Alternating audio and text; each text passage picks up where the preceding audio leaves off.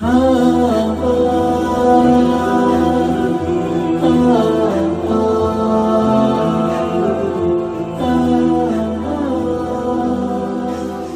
محترم، مطلوب الله تبارک و تعالی از اعمال ما در این روز عظیم تقوا است.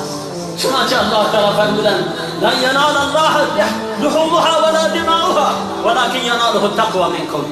به الله تبارک و تعالی نمیرسه. مشرکین در زمان جاهلیت قربانی میکردند، از گوشت قربانی و خون قربانی بر بیت الله الحرام میمالیدند که ما قربانی کردیم.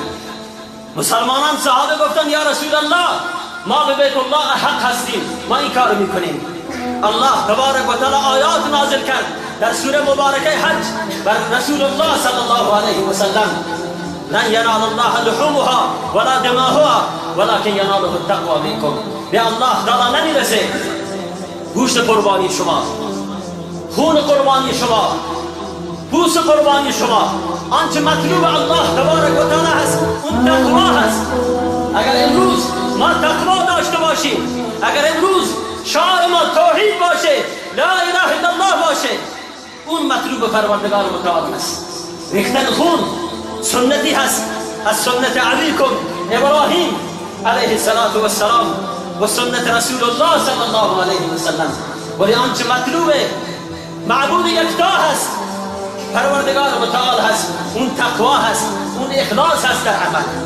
لذا امروز اگر ما تونستیم در راستای رضایت پروردگار متعال قدم برداریم، برای اعمال گذشتهمون ندامت و پشیمانی داشته باشیم و بر دین اسلام که دینی کامل هست، سراسر خیر هست، سعادت ابدی انسان وابسته به دین اسلام هست. به والله العظیم اگر ما دین اسلامو کامل و صحیح آنچنان که اصحاب محمد صلی الله علیه و سلم دین اسلام رو فهمیده بودند، اگر ما دین اسلام رو کامل بفهمیم، برای ما عبادت لذت بخش است، برای ما عبادت آرامش بخش است. ولی چون ما فهم صحیح از دینی که رسول صلی الله علیه و سلم برای جهانیان آوردن فهم صحیح و دقیق نداریم، میبینیم که امروز در عبادات سستی میکنیم، کاهلی میکنیم، در عبادت الله تبارک و تعالی کوتاهی میکنیم، در امور دنیا خیلی اهمیت قائل هستیم، ارزش میدیم، ولی نسبت به عبادت الله تبارک و تعالی از خودمون سستی نشان میدیم، در اوامر الله تعالی کوتاهی میکنیم. الله تبارک و تعالی در قرآن کریم دین رو برای ما معرفی میکنن. دین اسلام چه دینی هست؟ ان الدین عند الله الاسلام. اون دینی که نزد الله تبارک و تعالی دینی پذیرفته هست اون دین اسلام هست. دینی غیر از اسلام نزد الله تعالی پذیرفته نیست. و من یبتغی غیر الاسلام دینا فلن یقبل منه.